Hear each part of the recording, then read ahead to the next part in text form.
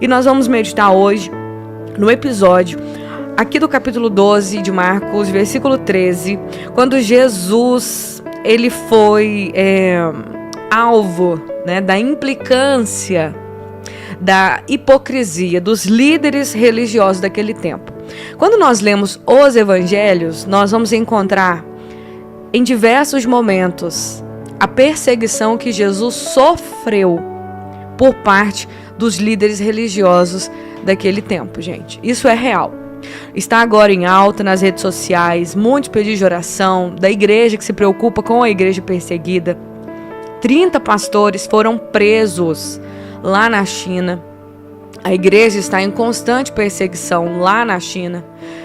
Na Angola, também aí em vários países, cristãos estão sendo mortos. Na Nigéria, na verdade, muitos cristãos sendo assassinados, perseguidos pelo governo que rege aquele país, por grupos extremistas.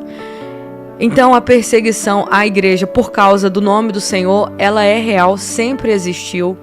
E nós vemos Jesus aqui, ele foi perseguido. Uma das coisas que nos consola ao ser perseguido, né? E eu creio que é o que consola a igreja perseguida, a igreja que tem risco de vida, uma igreja que é assassinada mesmo por causa da fé em Jesus, é que eles olham para as Escrituras e veem que Jesus foi perseguido. Eles olham para a palavra, eles veem que Jesus foi vítima de assassinato por causa da mensagem que carregava. Não existe nada maior do que a mensagem. A mensagem é mais importante do que o mensageiro. O mensageiro não é nada. A mensagem é mais importante. Às vezes o mensageiro acha que ele é importante porque ele está levando a mensagem. Tem uma passagem lá em Samuel, em 1º ou 2º Samuel, se eu não me engano, quando o mensageiro foi levar uma mensagem para Davi, achando que Davi ia ficar feliz com a notícia. Ele ia dar a notícia da morte de Saul. E Davi, na verdade, não ficou feliz com a notícia. Mandou matar o mensageiro. O mensageiro queria, né, sair na frente. Nossa, a mensagem não é mais... A mensagem é mais importante que o mensageiro. O mensageiro é apenas o mensageiro e é isso que nós precisamos entender. Nós somos apenas mensageiros desse Deus grande, poderoso, maravilhoso, que preparou algo grande para aqueles que creem e que querem andar. Gente, o reino de Deus, ele está aberto, a porta está aberta para todos que querem entrar. Mas você pode chegar do jeito que você está, só não pode permanecer como está. Porque tem requisitos. Em todo lugar existem regras. Na sua casa existem regras. Na nossa casa existem regras. Em todos os lugares existem regras. E as pessoas que querem adentrar ou querem permanecer naquele lugar, elas precisam se adequar às regras. Se alguém quiser ir na minha casa, tem que se adequar às regras da casa. A pessoa não pode chegar na minha casa e fazer o que ela quer. Ela não pode ligar som alto se ela quiser, ou subir em cima pôr o pé em cima da cama, ou fazer outras coisas, porque tem regra na casa. E na casa de Deus é da mesma forma. O reino de Deus é do mesmo jeito. Por isso que Jesus veio nos mostrando quais são as regras do reino de Deus, e nós precisamos nos atentar a elas. Então, enquanto Jesus esteve aqui, ele sofreu a perseguição, a implicância, a inveja, a arrogância, a ganância das pessoas que se incomodaram com a mensagem dele. Porque Jesus abriu os olhos das pessoas, e a verdade ela é isso. A Bíblia, o Evangelho é verdade. O Evangelho abre os nossos olhos. Ele nos mostra o fato, a verdade das coisas. E aí Jesus foi cercado agora pelos líderes fariseus, membros do partido de Herodes, com o objetivo de levarem Jesus a dizer algo que desse para eles motivo de prender Jesus. Então eles começaram com a fala hipócrita, né? Chegaram aqui no versículo 14 do 12 de Marcos, eles disseram: Mestre, nós sabemos que o Senhor é honesto, é imparcial, não demonstra favoritismo, ensina o caminho de Deus de acordo com a verdade. Agora, diga-nos, é certo pagar imposto a César ou não? No versículo 15, devemos pagar ou não? E Jesus percebeu a hipocrisia deles e disse: por que vocês tentam me apanhar numa armadilha? Mostram-me uma moeda de prata e eu lhes direi. Versículo 16. Quando lhe deram a moeda, ele disse: de quem são a imagem e o título nela gravados? De César, responderam. Versículo 17. Então deem a César o que pertence a César, e a Deus o que pertence a Deus, disse Jesus. Sua resposta deixou eles muito admirados. E era assim que Jesus passou os seus últimos dias em Jerusalém, à base de muita pressão, de muitas armadilhas, com perguntas capciosas. Porque na verdade, olha, eles sabiam: mestre, sabemos que o Senhor é honesto. Gente, eles sabiam que Jesus era honesto. Eles sabiam que Jesus era imparcial, que Jesus não mostrava favoritismo. Jesus não tinha esse negócio de: nossa, você é meu favorito, aqui, de suborno, de tratar as pessoas de acordo com os bens materiais, porque as pessoas no mundo, a maioria, nem todo mundo é assim, mas tem gente que é assim, que trata as pessoas de acordo com os bens. Se a pessoa tem alguma coisa, se ela tem dinheiro, casa boa, sítio. Tem muita gente que gosta de ser amigo de quem tem sítio, né? Ah, porque vai me levar pra lá final de semana. Tem gente que gosta das pessoas por interesse. E todo mundo tem interesse, é normal.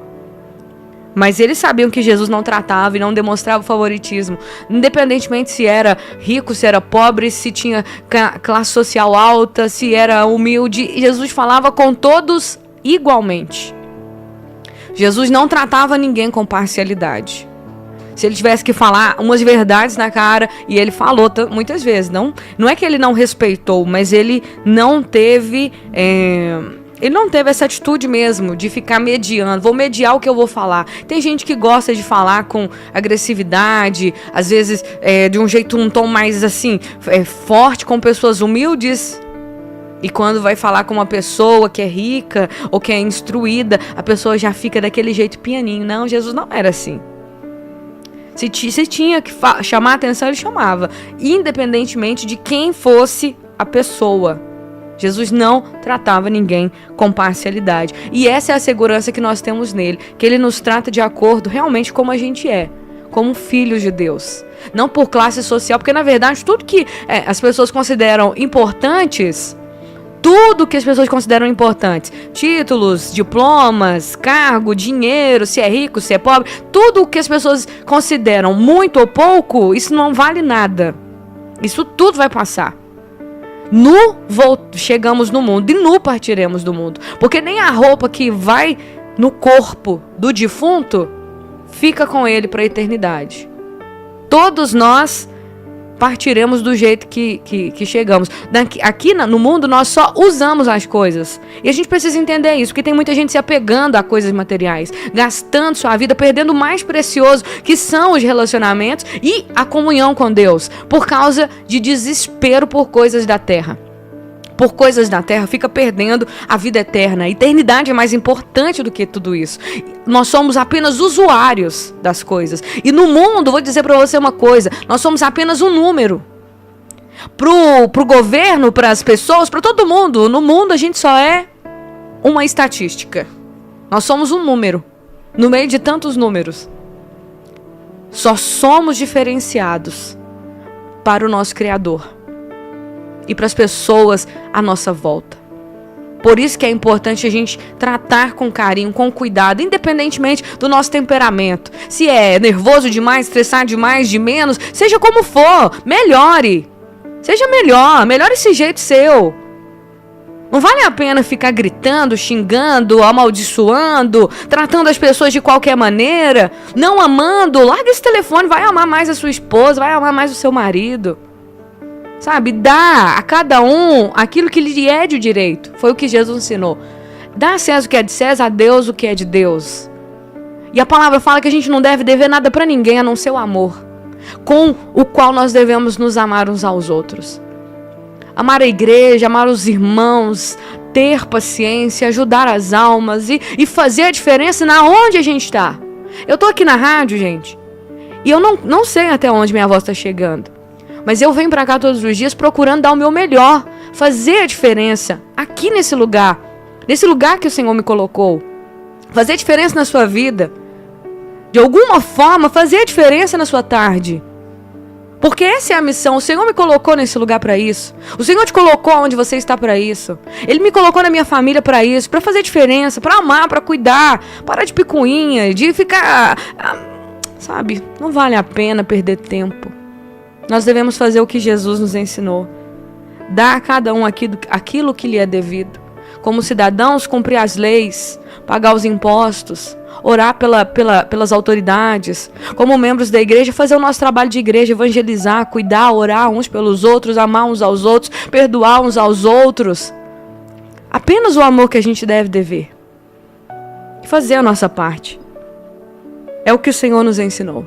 E não ficar ligando muito com as pessoas que querem perseguir e tal. E orar pela igreja perseguida. Mas entender que nós temos um lugar para ir, um destino certo. Nós temos um amigo que nos ajuda nesse tempo e Jesus é o seu melhor amigo. Você possa entender isso e se apegar a isso.